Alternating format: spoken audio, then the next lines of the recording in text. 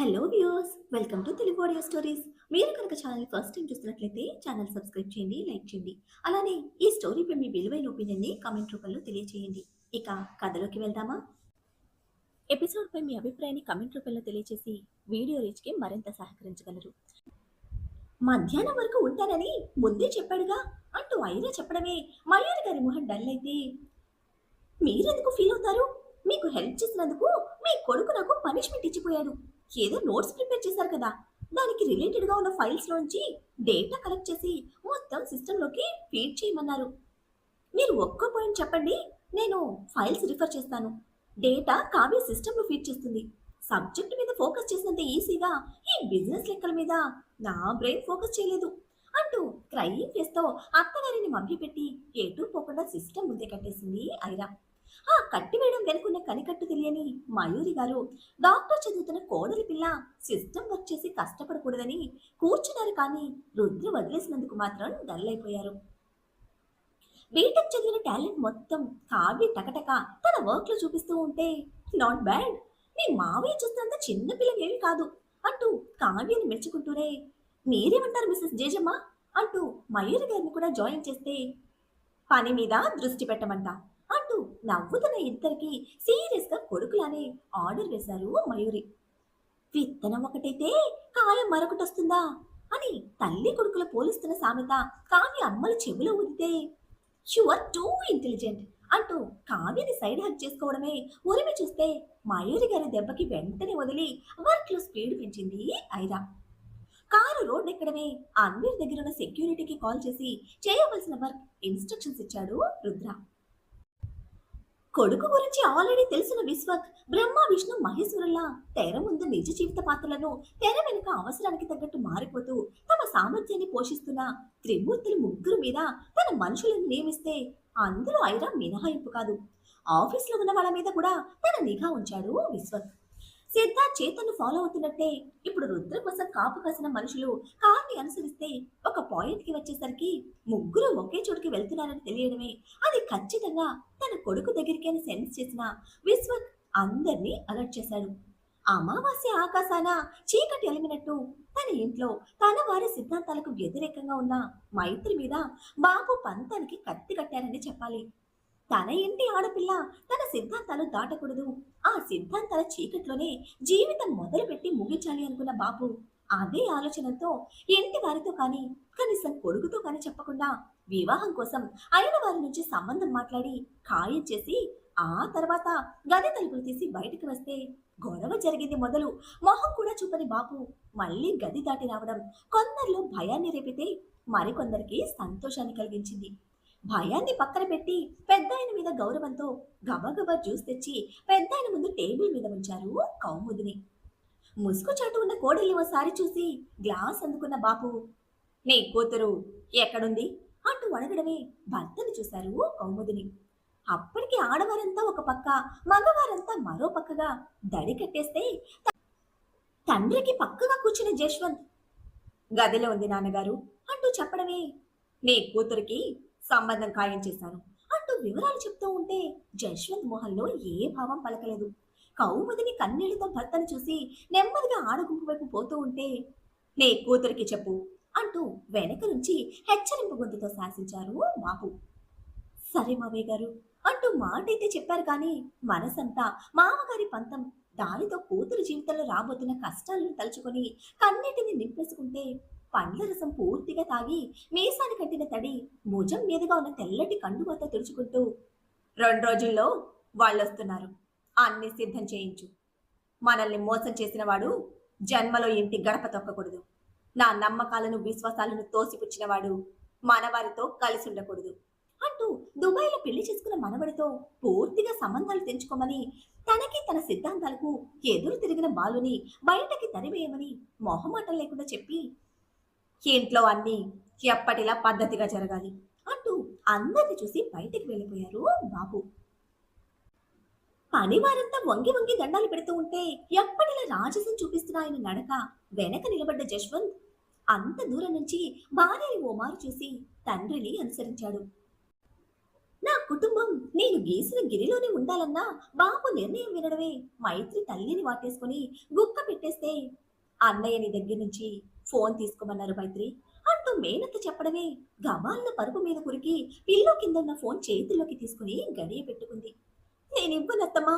Doctor బాబుతో మాట్లాడకపోతే కంగారు పడతారు. ఆ తర్వాత ఏం జరిగినా ఎవ్వరూ ఆపలేరు. రుద్రన్నయ్య కోపాన్ని కూడా ఎవరూ తట్టుకోలేరు. ఇది నాతో ఉండనివ్వండి. నేను ఏది చెప్పను అంటూ మైత్రి కన్నీళ్లతో వేడుకుంటే, ఇప్పుడు నువ్వు ఫోన్ ఇవ్వకపోతే చాలా పెద్ద సమస్య అవుతుంది అంటూ తన కొడుకుని చేసుకోవాల్సిన అత్త సంబాలింపుగా చెప్పింది. అప్పుడే గదిలోకి వచ్చిన బాలు ఆడవారందరినీ దాటుకుని మైత్రి దగ్గరికి వచ్చి, నీ ప్రేమకు ఇక్కడ అందరూ శత్రువులే, ఇచ్చేసేయ్. ఫోన్ ఇవ్వకపోతే నిజంగానే ప్రాబ్లం అవుతుంది అంటూ మైత్రి చేతి నుండి ఫోన్ తీసుకుని బాలు కౌముదిని చేతికిస్తే కుప్పకూలిపోయి కన్నీళ్లతో మిగిలిపోయిన కూతుర్ని చూస్తూ ఫోన్ తీసుకుని బయటకు వెళ్ళిపోయారు కౌముదిని. ఏడ్చి మొహం పాడు చేసుకోకు. 2 రోజుల్లో వాళ్ళు కుంకుమ పెట్టడానికి వస్తున్నారు. బాపు సంగతి తెలుసు కదా అంటూ కన్నీళ్లు తుడిచి ఆడవాళ్ళంతా లాలనగా చెప్పి వెళ్తే, ఎందుకన్నయ్యా ఇంత మొండితనం? ఎవరికి సంతోషాన్నివ్వని ఈ మూర్ఖత్వంతో ఆయన ఏం సాధిస్తారు అంటూ అన్న భుజం మీద పడి వెక్కి వెక్కి ఏడుస్తోంది మైత్రి. నాకు నా బావ మీద, రుద్రగారి మీద నమ్మకం ఉంది. ఏడ్చి మొహం పాడు చేసుకోకు. చేతికి గాయం తగిలితేనే చేదుటి వాడి ప్రాణం తీసిన రుద్రగారు ఇలా నిన్ను చూస్తే ఇంట్లో వాళ్ళని ఏమైనా చేస్తారు అంటూ మైత్రి కన్నీళ్లు తుడిచి బాలు తన ఫోన్ ఇస్తే అయోమయంగా చూసింది మైత్రి. నీతో ఫోన్ మాట్లాడకపోతే బావగారు భయపడతారు. ఆ భయం రుద్రగారికి కోపాన్ని తెప్పిస్తుంది. ఆ కోపం ఎక్కడి వరకు తీసుకెళ్తుందో ఊహించడానికి కూడా అవ్వదు. అందరితో పాటు రుద్రగాడి ఇక్కడ వరకు రాకపోవడానికి కారణం కూడా అదే కావచ్చు. అంతా బాగుంటేనే ఏదైనా చేయడానికి అవకాశం ఉంటుంది. ఐఫోన్ కాకపోయినా ఏదో ఈ అన్న ఫోన్ నీ అవసరానికి ఉపయోగపడుతుంది. మన ఇంట్లో వాళ్ళకి పంతం మూర్ఖత్వం మాత్రమే ఉన్నాయి. నీకున్నంత తెలివి లేదు అంటూ చెల్లెలు భుజం తట్టి బాలు కళ్ళు తుడుస్తూ ఉంటే, నువ్వు నిజంగా చాలా మారిపోయావు అంటూ అన్నను చుట్టేసుకుని సంతోషంతో కన్నీళ్లు పెట్టుకుంటూనే, నీ జిడ్డు మొహానికి బ్యాలెన్స్ మెయింటైన్ చేయడం తెలీదు. దీనిలో బ్యాలెన్స్ ఉందా లేదా అని అంటుంటే చెల్లెల్ని వదిలి చురుగ్గా చూసిన బాలు, నీకు నోరు ఇంత బాగా ఆడుతుందని అస్సలు తెలీదు అనేసి వెళ్తూ వెళ్తూ, ఫోన్ ఎవరి కంట్లో పడనివ్వకు, మళ్ళీ పెళ్లిలో కనిపిస్తాను అంటూ తన కోసం వెయిట్ చేస్తున్న దుబాయ్ బావని వెంట పెట్టుకుని ఇంటి గడప దాటేశాడు బాలు. అన్న ఆదరించినందుకు సంతోషంగా ఉన్నా అయిన వారంతా అంటి ముట్టనట్టుండడం, ఇంటికి పెద్ద ఇంకా తనకి తాతైన బాపు నిర్ణయంతో ఏడుస్తూనే తలుపులు మూసి శేఖర్కి ఫోన్ చేసి విషయం చెప్తే, మైత్రి పూర్తిగా చెప్పకముందే బాపు నిర్ణయం విన్న శేఖర్ వెంటనే కాల్ కట్ చేస్తే, అద్దాలబ్బాయ్ అద్దాలబ్బాయ్ అంటూ ఫోన్ చేతిలో పెట్టుకుని పిచ్చిగా అరుస్తోంది మైత్రి. ముసలోడి మూర్ఖత్వం గురించి ఎక్కువసేపు ఆలోచన నిలవలేదు శిఖర్లో.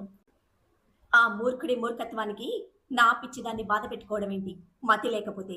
ఛ, నిజంగా పిచ్చి పట్టింది కాబట్టే దోసెట్లో ఉన్న సంతోషాన్ని గుండెల్లో బంధించుకొని బందికాన లాంటి ఆ ఇంట్లోకి తిరిగి వెళ్ళింది. అది వాళ్ళకి ఎప్పటికీ అర్థం కాదు అని ఇరిటేట్ అవుతూనే నిమిషం కూడా గడవకముందే మైత్రికి రిటర్న్ కాల్ చేసి, నేను ఇప్పుడే బయలుదేరి వస్తాను, నాతో వచ్చేస్తావా అంటూ అడిగితే ఆన్సర్ లేదు మైత్రి నుంచి. చిన్నగా వెక్కిళ్ళు మాత్రమే వినిపిస్తూ ఉంటే, కోపం వచ్చిందా అంటూ తన కోపం తగ్గించుకుంటూ బాధగా అడిగిన డాక్టర్ బాబుతో, అంతా అనుకునే నన్ను పంపించావు కదా, నువ్వు చెప్పినట్టే అంతా చేస్తున్నాను కదా, అయినా నేను చెప్పేది వినకుండా ఫోన్ పెట్టేశావు.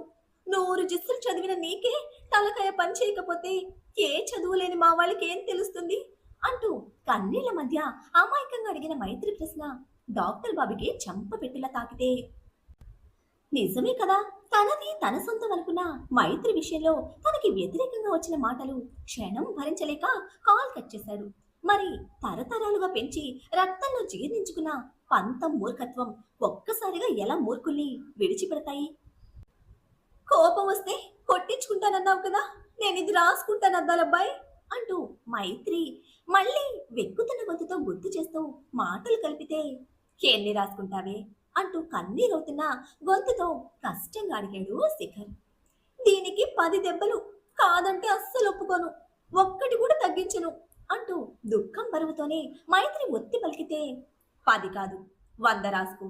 ఆ ముసలోడిని మూర్ఖుడిని అని తిడుతూనే కొంతసేపు నేను కూడా మూర్ఖంగా మారిపోయాను. నువ్వు నిజంగా నా బంగారు తింగరపాలనివే. నీకిచ్చిన మాట కోసం ఇక్కడ నిలబడ్డాను గాని, లేదంటే ఇప్పుడే నీ దగ్గరికి వచ్చేసేవాణ్ణి. ఎలా ఉంటారే మీరంతా ఇలా? చుట్టూ ఉన్న వాళ్ళు ఎంత బాధ పెడుతూ ఉన్నా ప్రేమిస్తూ బతికేస్తారు. వాళ్ళకి నాకు మధ్యలో పూర్తిగా నలిగిపోతుంది నువ్వే.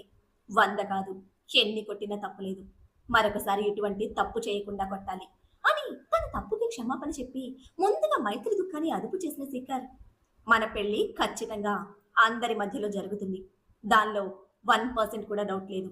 అయితే దానికన్నా ముందు రేపు నువ్వు నేను చెప్పినట్టు చేయాలి అంటూ శేఖర్ తన ఆలోచన చెప్తే అది విని భయపడిపోయిన మైత్రిలో ఓపిగ్గా డిస్కస్ చేసి తాత తలపెట్టిన మూర్ఖపు కార్యానికి పొట్టేలు గిత్తలా ఎదురు నిలబడేందుకు పూర్తిగా సిద్ధం చేశాడు. సిద్ధార్థ్ని డైరెక్ట్ గా అన్వర్ నుంచి ఇంటికి తీసుకొచ్చాడు చేతన్. ఆ ఇల్లు పొలాల వైపు కాకుండా 2 గ్రామాలకి మధ్యన దూరం దూరంగా అక్కడక్కడ ఉన్న ఇళ్ల మధ్యన ఉంది. నిజం చెప్పాలంటే ఆ ఇల్లు పక్కూరి సరిహద్దులో ఉండడంతో అందువల్లనే విశ్వక్ అంచనాలకి అందకుండా పోయింది. మయూరి సైడ్ అన్ని ప్లేసెస్ విశ్వక్కి ఐడియా ఉంది. అన్వీర్ని అక్కడే ఉంచాలి అనుకున్న రుద్ర ఊరిలో వాళ్ళని గాని, మయూరి సైడ్ ఏ ప్లేస్ ని కానీ, ఇంకా సిద్ధార్థ్ వైపు గాని ఏది యూజ్ చేసుకోవడానికి లేకపోవడంతో అట్ ద సేమ్ టైం వాడికి మెడికల్ లీడ్ ఉండడంతో మెడికల్ టీమ్ హెడ్ మేడం గారి ఇల్లే అన్వీర్ కోసం కరెక్ట్ అనుకున్నాడు. డాక్టర్ శిఖర్ పట్వానీ మీద మంచి అభిప్రాయం ఉన్న medical team head madam Rudra ఇంకా సిద్ధార్థ్ గురించి పూర్తిగా పాజిటివ్ గా ఉండి ఇంటిని ఇవ్వడంతో పాటు ఆ ఇల్లు ఖాళీ చేసి మరో చోటికి వెళ్లిన అన్వీర్కి అవసరమైన మెడికల్ నీడ్స్ అన్ని జాగ్రత్తగా దగ్గరుండి చూసుకుంటున్నారు. సొంత ఇల్లు ఇంకా మెడికల్ క్యాంప్స్ జరుగుతూ ఉండడం వల్ల ఇంటికి వచ్చే వారి మీద లేదా ఇంట్లో జరిగే యాక్టివిటీస్ మీద ఎవ్వరికీ అనుమానం రాలేదు. ఇంటి ముందు ఆగి ఉన్న రుద్ర కార్ చూడడమే సిద్ధార్థ్ మొహన్ చిన్నదైతే రుద్ర సీరియస్ గా చేతని చూడడంతో వెళ్దాం ప్రొఫెసర్ అంటూ ఇబ్బందిగా లోపలికి నడిచాడు తను. రుద్ర లోపలికి వచ్చేసరికి అన్ని రూమ్ బయట వెయిట్ చేస్తున్నాడు రుద్ర. దగ్గరికి వచ్చిన తండ్రిని ఓసారి చూసి సంబంధమే లేనట్టు పాకెట్స్ లో హ్యాండ్స్ తొప్పుకుని రాడ్ స్టిఫ్నెస్ తో నిలబడ్డ కొడుకు యాటిట్యూడ్ కి సిద్ధార్థ్ ఇష్టంగా చూసుకుంటుంటే ఇంతలోనే హెడ్ మేడం మరొక ఇద్దరు బయటకు వచ్చి అంతా సిద్ధంగా ఉంది అని చెప్పి తప్పుకోవడంతో ముందుగా రుద్ర లోపలికి వెళ్తే ఆ వెనకే ఫాలో అయ్యారు సిద్ధార్థ్ ఇంకా చేతన్.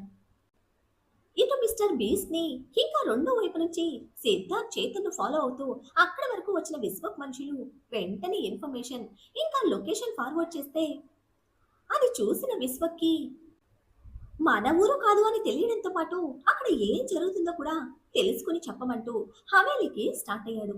మరో 10 నిమిషాలకు అనుకుంటా ఆయన మొబైల్ కి మిస్టర్ బీస్ నుంచి మెసేజ్ రావడంతో చూసి ఫైల్స్ క్లోజ్ చేస్తే హాఫ్ వర్క్ కూడా ఫినిష్ కాలేదు అంటూ చెప్పారు మయూరి. డాక్టర్ పాప బ్రేక్ తీసుకోవడంతో మిస్టర్ బీస్ట్ కన్నా దారుణంగా ఉన్నారు మీరు అంటూ ఎప్పటిలా క్యాజువల్ గా ఎత్తి పొడిచిన పాప నెత్తి మీద మొట్టడమే అబ్బా అంటూ తల రుద్దుకుంటున్న తనని చూసి కాకి నవ్వుతూ ఉంటే నేను వర్క్ లో చాలా సిన్సియర్ గా ఉంటాను, బట్ మీ వర్క్ కోసం నా వర్క్ పోస్ట్ పోన్ చేస్తే బ్యాడ్ గా లేకపోతాను. అందుకే ఒక్క 10 మినిట్స్ నా మెయిల్స్ చెక్ చేసుకుంటాను, ఈ లోపు మీరు స్ట్రాంగ్ కాఫీ చెప్పుకోండి అంటూ ల్యాప్టాప్ ముందున్న కార్డుని లేపేసి తను సెటిల్ అయింది. కాఫీ అలవాటు లేదు అంటూ నోట్స్ క్లోజ్ చేసి విండోస్ దగ్గరికి వెళ్లిన మయూరి కర్టన్స్ తప్పించి out side office back view చూస్తూ నిలబడితే ఈ జేజమ్మతో చాలా కష్టం అంటూ ఫాస్ట్ గా రుద్ర పంపిన లింక్ ని సిస్టమ్ కి కనెక్ట్ చేసింది ఐరా పాప. విశ్వక్ అన్నింటిలోనూ పర్ఫెక్ట్ గా ఉంటాడు. అంత పర్ఫెక్ట్ గా ఉన్న తన వెనుక ఎన్ని మిస్టేక్స్, ఎన్ని డిఫరెన్సెస్ ఎలా చోటు చేసుకున్నాయి. వర్క్ లో తప్పులు కనిపిస్తున్నాయి, అకౌంట్స్ లో తేడాలు కనిపిస్తున్నాయి. మరి నా చేతికి వచ్చిన అకౌంట్ ఫైల్స్ ఎలా కరెక్ట్ గా ఉన్నాయి అంటూ తనలో తానే ఆలోచిస్తుంది మయూరి. మెథాటిక్ తో పార్ట్నర్షిప్ జాయిన్ అవ్వగానే అకౌంట్ బుక్స్ మయూరి గారి చేతికిచ్చి చూడమని చెప్పినప్పుడు మొదటిసారి అవన్నీ చెక్ చేసిన మయూరి గారికి అంత పర్ఫెక్ట్ గా అనిపించింది. ఆ వెనుక ఉన్న విశ్వక్ హార్డ్ వర్క్ కి ఒక రకంగా ఫీల్ అవుతూనే మరో రకంగా ఇద్దరి మధ్య ఉన్న స్నేహానికి గొప్పగా తీసుకున్నారు. ఎప్పుడు కనిపిస్తున్నవన్నీ అప్పటి పర్ఫెక్షన్ తో పర్ఫెక్ట్ గా ఫిట్ కాకుంటే డిఫరెన్స్ ఎక్కడ వచ్చింది?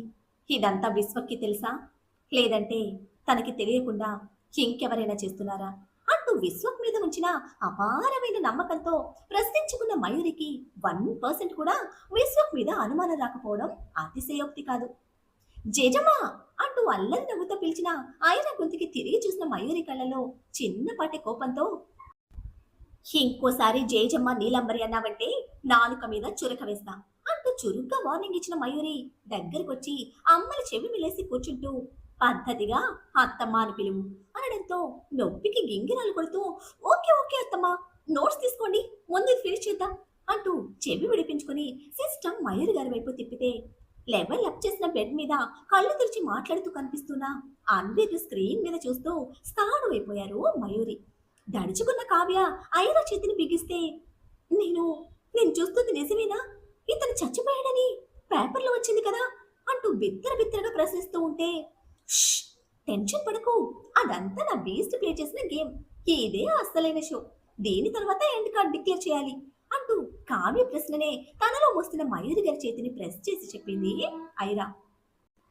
నలుగురు కలిసి బలవంతంగా తనని లాక్ చేసింది మాత్రమే గుర్తున్నాన్ని ఎప్పుడు కూడా బెడ్ కి లాక్ చేసి ఉన్న తన సిచ్యువేషన్ కి కాళ్ళు చేతులు గింజుకుంటూ వదలమని ఘీంకరిస్తూ ఉంటే రుద్ర రియాక్ట్ అయింది చాలా తక్కువ.